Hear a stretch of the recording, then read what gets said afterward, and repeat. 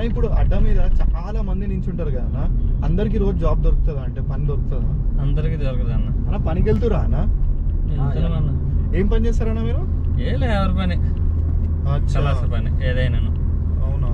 ఇప్పుడు మీరు ఎక్కిన చోట అది అడ్డానా అన్న? అడ్డ కాదు అది, అడ్డ ఏది మనం ఎక్కింది, మనం ఎక్కింది. ఓకే అన్న, ఇప్పుడు అడ్డ మీద చాలా మంది నించుంటారు కదా అన్న, అందరికి రోజు జాబ్ దొరుకుతుందా, అంటే పని దొరుకుతుందా? అందరికి దొరకదు అన్న.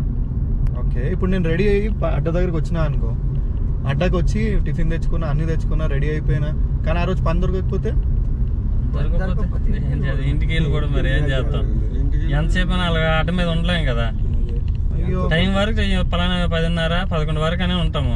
మరి ఇంకా పని దొరకదు, ఎవరు రారు. ఇంకా ఎవరు వస్తారు? ఇంటికి వెళ్ళిపోవడం మా పొట్టు క్యారెట్ తీసుకొని మళ్ళీ. కానీ ఇట్లా పని దొరకకపోతే మళ్ళీ ఇల్లు ఎట్లా నడుస్తుందన్నా? ఎట్లా అంటే ఏం చెప్తామన్నా, అలాగే మరి తప్పదు. మరి దొరికిన చోట వెళ్ళాలి. ఇక్కడ దొరకలేదు అనుకున్నాను చూస్తాం, ఇంకొక అడ్డకి వెళ్తాము, అక్కడ దొరకాలి, వేరే వాళ్ళు పట్టుకుంటాం. ఏదో ఒక రోజు ఏదో ఒకటి, అన్ని రోజులు ఒకలాగా ఉండదు కదా అన్న. ఇప్పుడు అవునా అన్న, ఇప్పుడు లెట్సే మనము కొన్ని మషిన్లు కొనుక్కుంటాం కదా, కొంతమంది దగ్గర డ్రిల్లింగ్ మషిన్ ఉంటుంది, కొంతమంది దగ్గర డిఫరెంట్ మషిన్లు ఉంటాయి కదా. వాళ్ళ దగ్గర ఆ మషిన్లు ఉంటే ఆ పర్సన్కి, అంటే ఆ మనిషికి డబ్బులు వస్తాయి, ఆ మషిన్కి కూడా డబ్బులు ఇస్తారా రోజుకి? ఇస్తారు.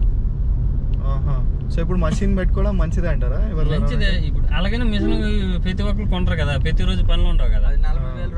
అంత మిషన్ పెట్టుకుని అంత కొనేసి పని కంటిన్యూ పని ఉంటే కొనుక్కున్నా పర్లేదు. మిషన్ పని లేనప్పుడు అది కొనుక్కొని ఉండదు కదా. ఓకే, ఇప్పుడు మా దగ్గర ఉన్నాయి చాలా మంది దగ్గర. మనం 3 రోజులు పని చేసాం, మళ్ళీ 3 రోజులు ఖాళీ ఇంటి దగ్గర ఉందా మిషన్. ఆ మిషన్కి ఇప్పుడు మేము వెళ్తాం, మిషన్ తీసుకెళ్తాం మాట. అలాగా పోయింది, లేదంటే లేదనుకోవడమే అంతే.